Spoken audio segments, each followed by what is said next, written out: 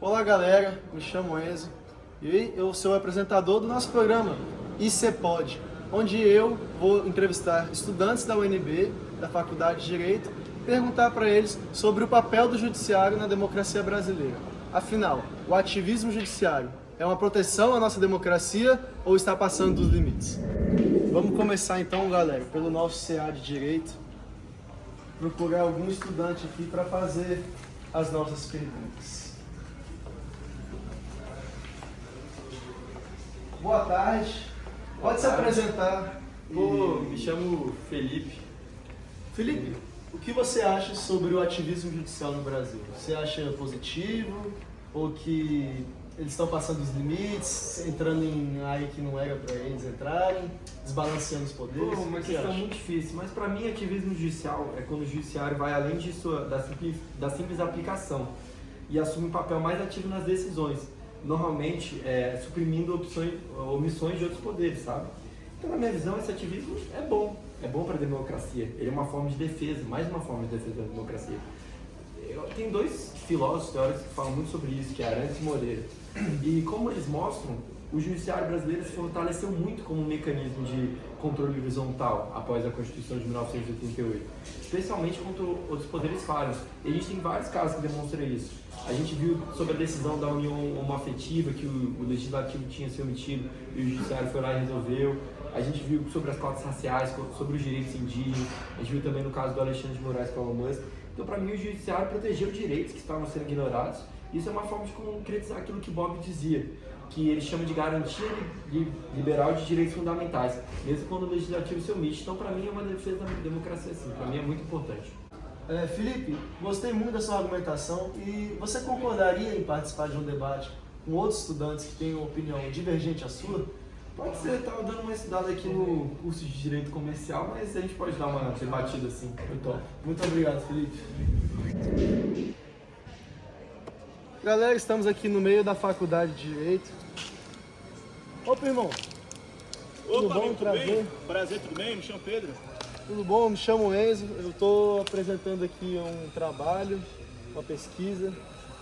Estou entrevistando aqui alguns estudantes de Direito da UNB para saber o que eles acham do ativismo judicial no Brasil. Se você acha que é positivo, que tem que ser assim mesmo, se é negativo, que está infringindo os outros poderes. Qual é a sua opinião sobre isso? Olha, Enzo, eu tenho uma opinião muito clara sobre isso. Eu discordo completamente do ativismo judicial quando o Poder Judiciário ele começa a participar sem nenhuma base em outros poderes de assuntos que primordialmente não faziam parte do Judiciário. Então, na minha opinião, Enzo, o Judiciário ele tem aquele papel que ele deve cumprir sem afetar decisões que eram a princípio do Legislativo, do Executivo.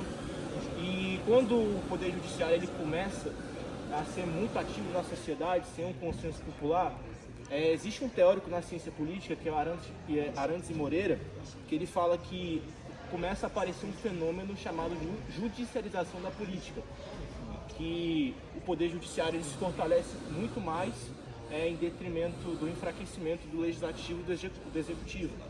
Então, os três poderes eles têm que ter uma distribuição de poder uniforme, equiparada entre eles, mas nenhuma delas deve se sobrepor uma à outra.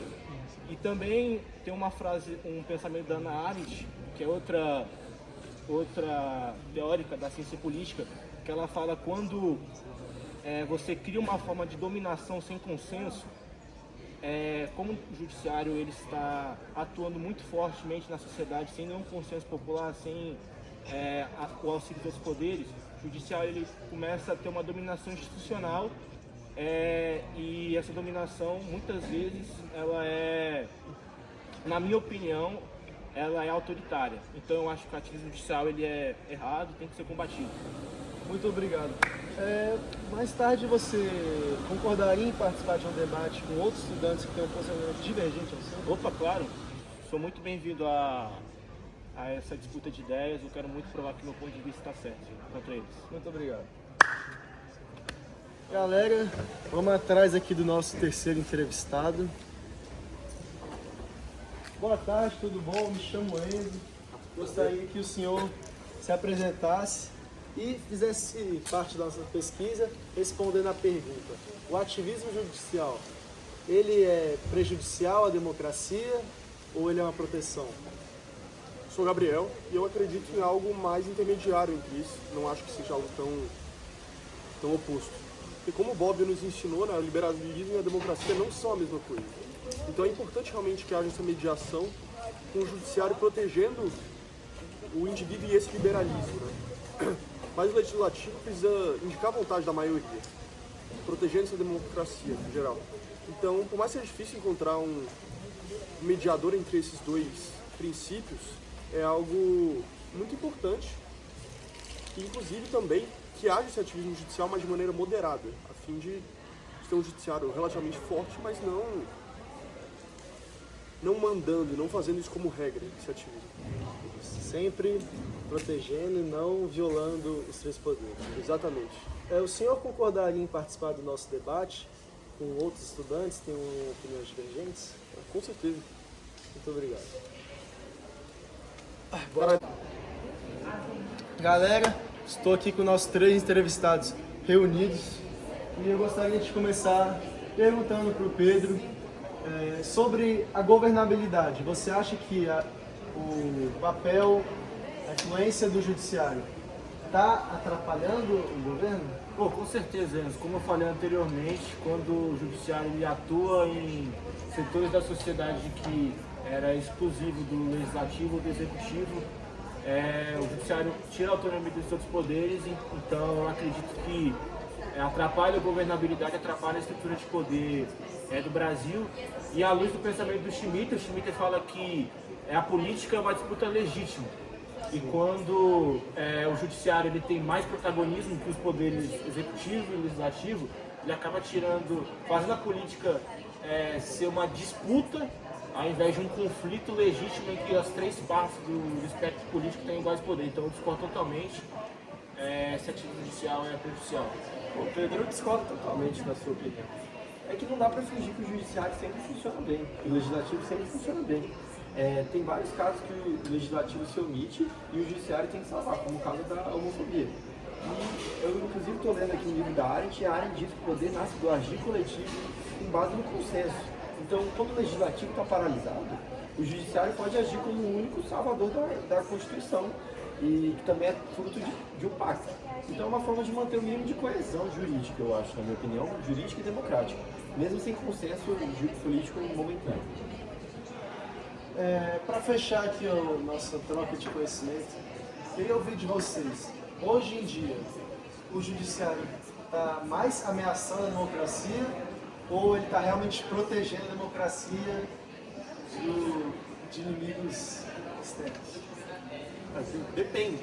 Se for, no caso, de omissão realmente dos outros poderes, com certeza é uma proteção. Mas se for muito exacerbada e muito corriqueira, de fato, perde o sentido. Sim, acaba desbalanceando os seus poderes. Para mim, sempre vai ser uma salvação, desde que respeite os limites constitucionais e sempre proteja os direitos fundamentais. Olha, como eu disse anteriormente, para mim o ativismo judicial é um problema gravíssimo no Brasil e é onde o povo perde a sua legitimidade, perde o poder de fala. Então, o ativismo judicial, repito, é muito prejudicial para o desenvolvimento do Brasil. Muito obrigado aos 3. E assim a gente encerra o nosso debate. Então, vimos pelo meio do nosso debate que o ativismo judicial pode ser tanto uma ameaça quanto a garantia da nossa democracia. Portanto, é fundamental a harmonia entre os 3 poderes para garantir o pleno funcionamento da nossa democracia. Então, quero agradecer a todos vocês que assistiram o nosso vídeo, a todos os nossos entrevistados que contribuíram para a produção de conhecimento, porque é o que aqui nós nos propomos a fazer na Universidade de Brasília. Esse foi o nosso programa do ICEPOD.